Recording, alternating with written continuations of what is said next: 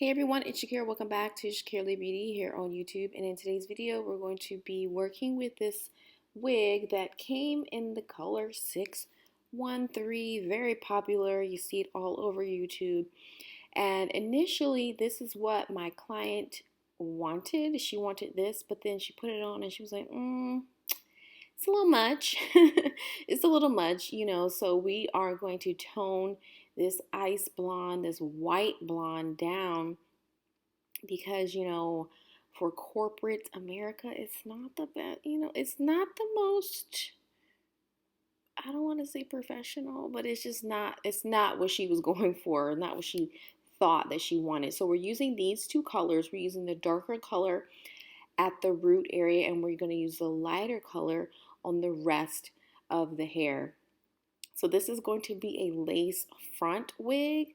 So we have two combs in the wig at the top, and then we have one at the nape. We have the adjustable straps. You know how it goes. And so I'm going to be honest with you guys. I get a little bit of anxiety when I'm applying color, especially with this unit because I'm adding some darker colors into this lighter unit. So I was a little bit apprehensive and afraid that it would come out looking crazy, but at the end of the day it did come out looking really good, so you'll see that at the end. So what I'm doing here is adding the darker color to the root so that we have a little bit of a natural look.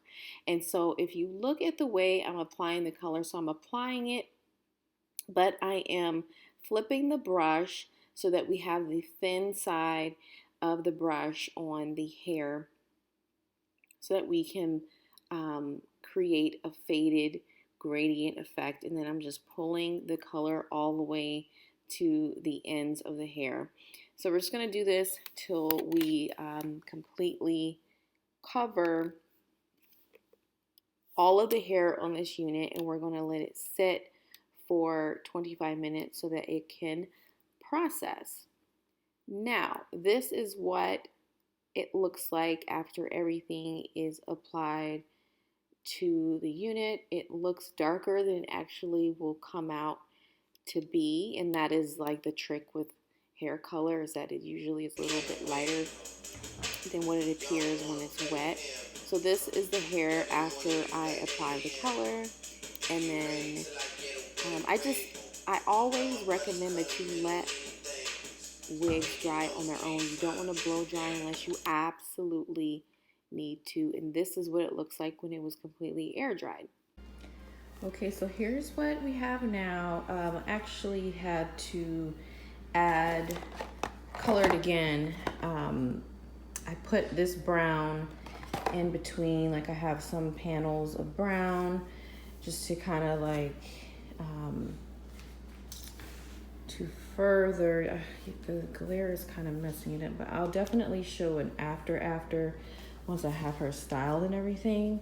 But it's actually really pretty. This is not giving it any justice.